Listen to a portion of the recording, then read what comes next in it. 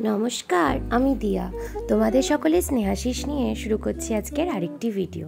তোমাদেরকে আমি একটা ভিডিও দেখাবো যেখানে আমি আমার মামুনি পাপার সাথে বেশ কয়েকটা দিন খুব সুন্দরভাবে কাটিয়েছি। তো মামুনি পাপা একবার আমার কাছে এসেছিল, তো আমার জন্য এত খাবার নিয়ে এসছে, যদিও ঠিক তার পরের দিন সকালবেলাতেই আমরা আবার বাড়ি চলে যাব।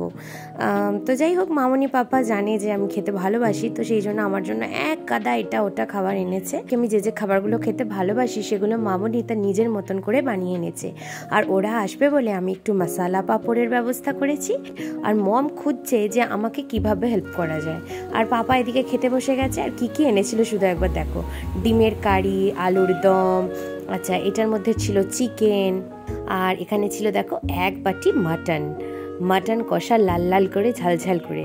আর দেখো চিকেনটাও খুব সুন্দর হয়েছিল, এত সুন্দর গন্ধ বেরোচ্ছিল কি বলবো। মামুনি খুঁজছে কি কাজ করা যায়। আর এদিকে আবার আমি মামুনির জন্য ব্যবস্থা করে ফেলেছি চপের, ছিল ফিশ কাটলেট, ছিল ডিমের ডেভিল, ছিল এই যে দেখতে পাচ্ছ এগুলো চিকেন চপ। আর তার সাথে হচ্ছে যে তোমার চা ছিল, মশালা পাঁপড় ছিল, এই সমস্ত দিয়ে আমাদের সন্ধ্যেটা খুব সুন্দরভাবে কাটছিল। আর তার সাথে মামুনি যেগুলো এনেছিল তার মধ্যে ছিল সিঙ্গারা, মিষ্টি, দেখো কমলাভোগ ছিল, আমি খেতে ভীষণ ভালোবাসি, বোঁদে, মানে যা যা কিছু আমি খেতে ভালোবাসি মামুনি সব একদম মানে বুঝে শুনে এনেছে। তার সাথে ছিল মিহিদানা, তারপরে ছিল ছানার কেক, শুধু খাওয়া আর খাওয়া। মামুনি আসা মানে এই একটাই সুবিধা, সেটা হচ্ছে খাওয়া, আর কিছু ভাবা যাবে না। এরপর আমার বাড়ির সামনেই যেহেতু মায়ের মন্দির রয়েছে, মা ভবতারিণীর মন্দির, তো আমরা মামুনি সেখানে গেল একটুখানি সন্ধ্যারতি দেখবে বলে। মাকে দেখো কি অপূর্ব লাগছে, এক গা গয়না বেনারসিতে মা সেজেছে। আর তার সাথে ছিল একটুখানি প্রসাদও, ফল টলও ছিল, সেগুলো খেয়ে ফেলেছিলাম। আর এবার চলো রাত্রিবেলা খাবার খাওয়ার পালা। ডিনারে ছিল মাটন কষা, আর হচ্ছে ডিমের কারি, আর সামান্য একটুখানি স্যালাড করে নিয়েছিলাম। আর একটু স্যালাড দিয়ে ডিমের কষা দিয়ে মাটন দিয়ে খেতে কিন্তু অপূর্ব লাগছিল। আর হাঁসের ডিম আমার ভীষণ প্রিয়। আর হাঁসের ডিমের কষা এটা পাপার হাতে, মানে পাপা অপূর্ব বানায়, এটা পাপার হাতে যে না খেয়েছে সে অনেক কিছু মিস করে গেছে আর কি। খাওয়া দাওয়া হই হুল্লোড় শেষ, এবার চলো শোয়ার পালা। পরের দিন ঘুম থেকে উঠে ব্রেকফাস্টের আয়োজন শুধু দেখো। দুদিন ধরে অনেক মজা, অনেক আনন্দ করলাম। এবার আমি, মামুনি, পাপা আমরা তিনজনে বেরিয়ে চলে যাব আমার বাড়ি। প্রথমে দেখতে পেলে ব্রেকফাস্ট সেরে নিলাম, তারপরে লাঞ্চ করে নিয়েছিলাম। এরপর আমি রেডি হয়ে চলে যাব একদম আমার নিজের বাড়ি ভাস্তারা। তো যাওয়ার আগে দেখো আমরা একটুখানি দামোদরের কাছে এসেছি। মামুনি পাপা এখানে এসে প্রচণ্ড একদম এক্সাইটেড। আর দেখো সূর্যাস্ত হচ্ছে, কি সুন্দর পরিবেশ। মামুনির তো দেখে মামুনি বলছে এখানে আমি এখন কিছুক্ষণ বসবো, সন্ধ্যের আগে আমি এখান থেকে উঠছি না। আর পাপা বলছে তুমি এখান থেকে এক্ষুনি চলো, আমার বাড়ি গিয়ে কাজ আছে। তো এই নিয়ে দুজনের মধ্যে খেচাখেচি লেগে গেছিলো।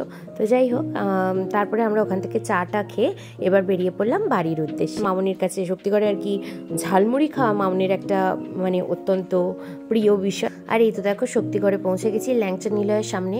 এখানে আমি যখন একা মানে দুর্গাপুর থেকে বাড়ি ফিরি, বাসগুলো কিন্তু এখানেই দাঁড়ায়। এই যে এক বাটি ঝালমুড়ি, আর তার সাথে নিয়েছিল পেঁয়াজি আর চপ। আর আমরা সিসিটিভিতে দেখা যাচ্ছে মামুনিকে বলছে এবার হাত নাড়ো, মামুনিও হাত নাড়লো, দেখছো। চলো এবার বাড়ি এসে মামুনির হাতের ভালো খাবার একটু তোমাদের শেয়ার করে নিই। ছিল প্রথম দিনই রাত্রিবেলা ছিল ভাত, ডিম সেদ্ধ, আলু সিদ্ধ, ডাল সিদ্ধ, তার সাথে ছিল পোস্তর বড়া, কাঁচা পোস্ত বাটা, আর ছিল একদম ঘি। এই ভাত, এই কম্বিনেশনটা মানে বুঝতেই পারছো, এটা আমাকে তোমাদের বলতে হবে না এটা কি ভয়ঙ্কর সুন্দর কম্বিনেশন।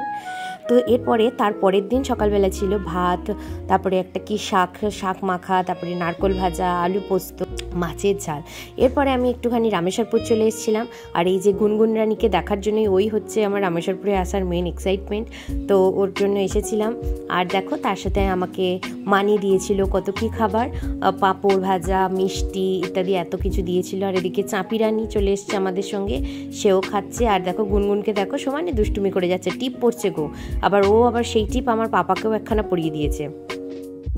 এরপর গুনগুনদের বাড়ি থেকে চলে এলাম আমার ভাই, আমার মামার ছেলে যশবাবুর জন্মদিন সেলিব্রেট করতে।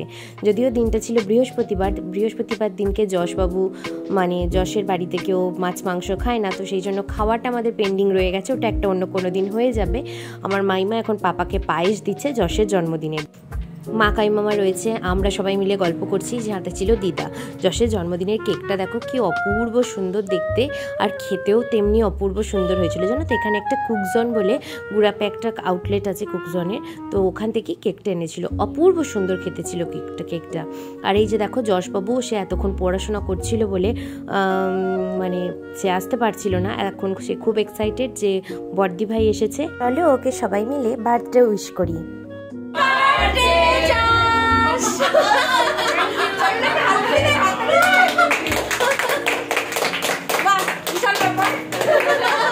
কেকটা জানো তো আসবার সময় না ঘেটে গেছিল।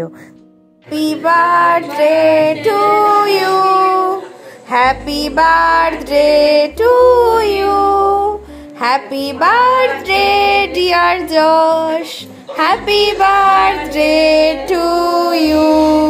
মাকে দাও সোনাকে। যেহেতু যশের জন্মদিন হচ্ছে, সেই জন্য যশের একটা গুণ তোমাদেরকে আমি শেয়ার করি। যশ একটা ভীষণই ছোট ছেলে, তার 10 বছর বয়স হলো। তো এই এতটুকুনি বয়সে সে যে কী পরিমাণে অ্যাডজাস্ট করতে পারে তা আমরা বড় মানুষরাও কল্পনা করতে পারি না। মানে আমার তো সবেতেই মাথা গরম, আমি নিজেকে রাখছিই না। ওইটুকুনি ছোট ছেলের অ্যাডজাস্টিং পাওয়ার দেখলে আমরা সবাই অবাক হয়ে যাই। প্রতিটা মুহূর্ত সে হাসি মুখে অ্যাডজাস্ট করে, যতই রাগের কারণ হোক যাই হোক, ও কিন্তু হাসি মুখে ম্যানেজ করে। আর দেখো তার পরের দিনকার খাবারের কি সুন্দর আয়োজন ছিল, দেখতেই পেলে। আর এরপরে আমি না আমার একটা মামা মহানাদে থাকে, নীলু মামা, তার সাথে দেখা করতে গিয়েছিলাম। তো তার অফিসে একটা কুকুর থাকে, এত টকেটিভ ছিল যে আমি ওরও একটু কিছু ক্লিপিংস নিয়ে নিয়েছিলাম। তো এরপর আমি পরের দিন সকালবেলাতেই বাড়ি চলে আসবো, মানে দুর্গাপুর ফিরবো। তো দেখো দুর্গাপুর ফিরে দেখছি এত সুন্দর করে, সন্ধে হয়ে গিয়েছিলো ফিরতে, আর এত সুন্দর করে সাজিয়েছে বাড়িটা, একদম আলোয় আলোকিত হয়ে আছে, কি সুন্দর লাগছে। আর এই যে দেখো আমি যে বাড়িতে থাকি, আন্টির নাতি তিতান বাবু, সেও এসেছে এবং সেও একদম বাজি টাজি পোড়াচ্ছে। সেও খুব মানে ছোটো বাচ্চা যা হয় বাজি টাজি নিয়ে সেও খুব এক্সাইটেড। তো যাই হোক, ভিডিওটা আমি এখানেই শেষ করছি। এরপর তোমাদের সাথে কালী পুজোর সমস্ত ভিডিও নিয়ে আসছি খুব তাড়াতাড়ি। ততক্ষণের জন্য সবাই ভালো থেকো, এখন টাটা।